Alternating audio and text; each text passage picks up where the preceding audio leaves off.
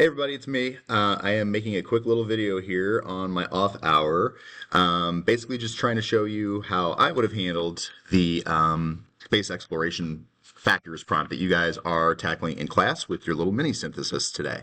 I think I'm just going to do a little quick body paragraph to show you what I might have done so that when you get yours back, maybe this will be something that you can kind of measure yours against and just kind of see my thought process. So, got a Google Doc open here, and I'm just gonna start typing. So, here we go. So I saw a couple of different factors that appeared significant to me. So we're talking about a lot of different ethical implications. Some of the sources deal with like financial concerns. Some of them maybe address like the issue of safety. Some of them, talk about mankind's future on the stars and like the survival of the human race. All key things. I think that I'm going to make a argument here about how thinking about the dollars and cents part is really the most crucial thing to consider. So I'm gonna start like this. It is of utmost importance that let's say agencies consider the financial implications of pursuing space exploration. You know what? I think I'm going to add to that a little bit here. I want to stress like why I think that's so important, particularly when so many earthly problems still remain to be addressed. Okay, so there's my factor. Like we got to think about how much this is going to cost us essentially in light of the fact that there's so many other things that need to be dealt with here on Earth. So I'm going to immediately jump into some evidence from the opposing side. Supporters of space exploration may point to the minuscule fraction of the, let's say, America's budget currently being spent on its space program. Now, I'm just kind of paraphrasing from source C here, which is just this big pie chart and table of data. It said 6 cents of every dollar goes to like other, and in that other is space and space exploration. So just kind of like quickly summing up that info here in my own words. It's very, very small.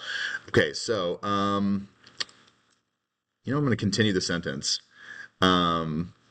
So they might point to this as proof that concerns about money are misplaced. Sorry, misplaced. Misplaced. I'll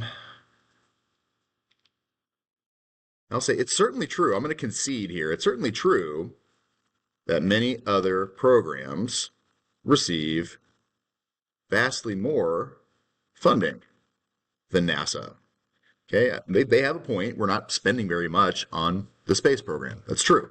Okay, but I want to provide my own insight here. Like, I know that the national budget is in the trillions of dollars.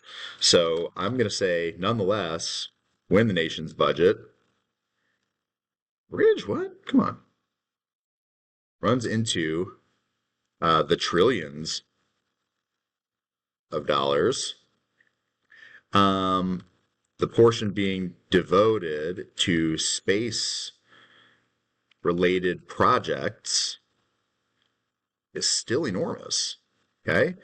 Like, that's a little bit of a critical insight. Like, the data looks one way, but when we understand the full context and how big the budget is, it's really something else altogether. Like, that's still a lot of money. So now I want to move into, like, the impact or the implications of spending money on space when there are other things that might potentially be more deserving. Recipients such as, now I'm going to pull from source D, the national, you know what, I'm just going to call it the NIH to save time here. It's National Institutes of Health, which have made remarkable advances, or let's say strides, yeah, in combating heart disease And there's a lot of things here. You know what? Childhood cancer is one that surely everyone would say, yeah, we should devote resources to that. So they've made remarkable strides in combating these terrible, terrible things in the last, I'm talking about from like 1970 on, last several decades. Drop in my source reference here, just because that's where I'm about done with the info. I want to talk now about how they might be able to do something, even more incredible if they had more funding. So I'll say they could surely do much more to improve the quality of life for others um, suffering from still rampant medical conditions. Okay, I mean, they've done great stuff, but looking at the broader context, there's still plenty of other problems and health concerns that we could still devote resources to help mankind. In fact, I think I could probably like use some of my own knowledge here and my knowledge of the outside world to build on that a little bit. I'll say, indeed, in the modern age, um, with the, I'll just say the looming threat of, well, I know that we are seeing an uptick or lots of concerns about bird flu. And I know that for years, scientists have been warning us about bacteria that are going to resist antibiotics. So I'm going to, yeah, include that also. Bird flu and antibiotic, I don't know why that's a hard word to type, resistant bacteria. Okay, so with these concerns, bacterial strains, I'll say, with these concerns, devoting more resources to whoa, medical research seems of even greater importance now. After all, I'm sorry, you put that resources. It makes little sense. This is just my 2 cents on things. It makes little sense to worry about our exploration of new worlds if our survival on this one is still not guaranteed. That sounds a little bit dramatic, but we're talking about pretty serious medical conditions. Okay, some of these are, potentially life-threatening to large numbers of people. So I don't think that's really too dramatic a thing to say. All right, now I want to work in one other source here that I can use to talk about, how spending money on space is going to come with costs. I'm going to draw on source. Which one?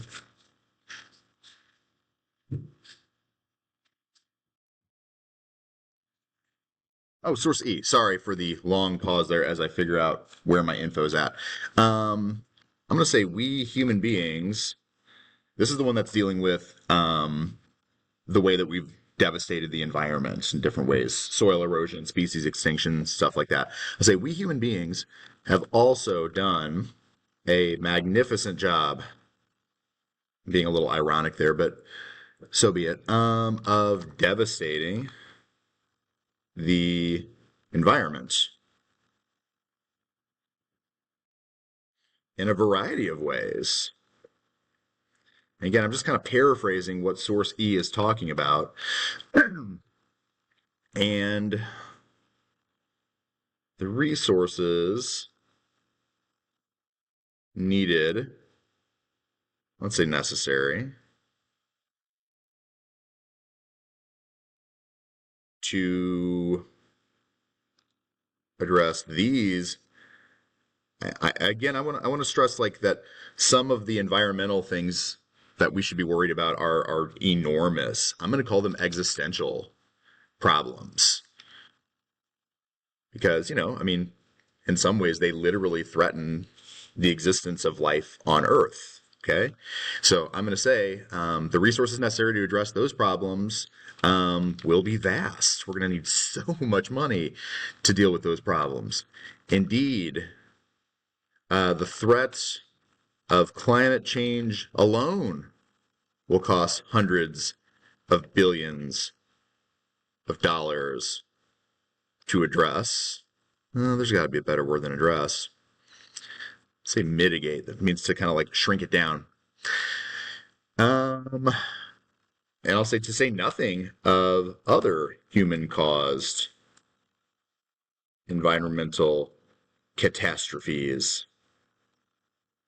Okay, this is me providing my own thinking here about how there is an unspoken cost here that comes with us spending money on space. And I'm using Source E to try to help me do that and building on it, talking about the implications, the future ramifications of spending money on one thing and not on another.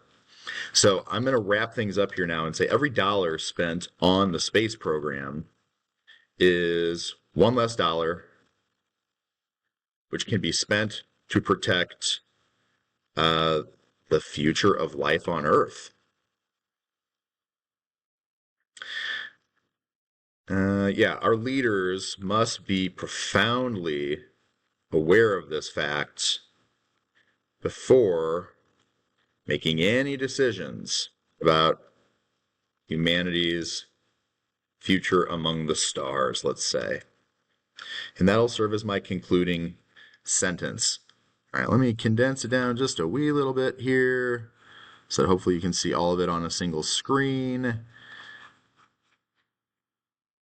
Okay, there's my whole little mini synthesis, single big bulky body paragraph. I know it's probably longer than what most of you guys would do, but I also just wanted to show you a few different ways that I could use the sources, build on them, add my own thinking. Okay, so drawing on source D, I point out this is what they're currently doing or have done.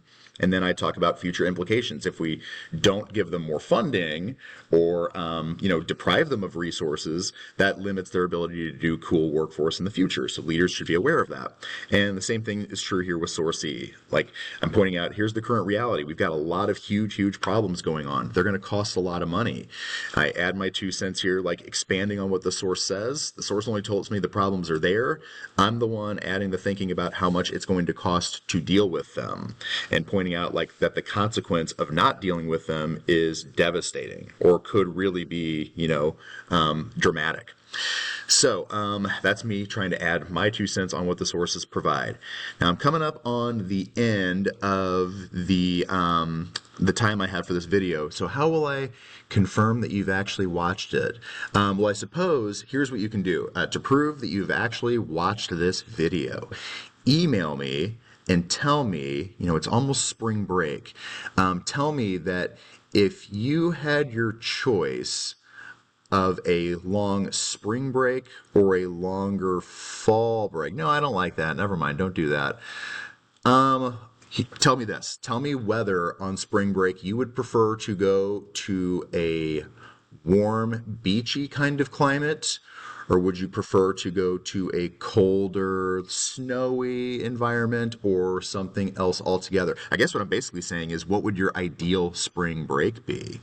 Email me explaining your ideal spring break. If I could, this is what I'd want to do, bucket list kind of spring break deal.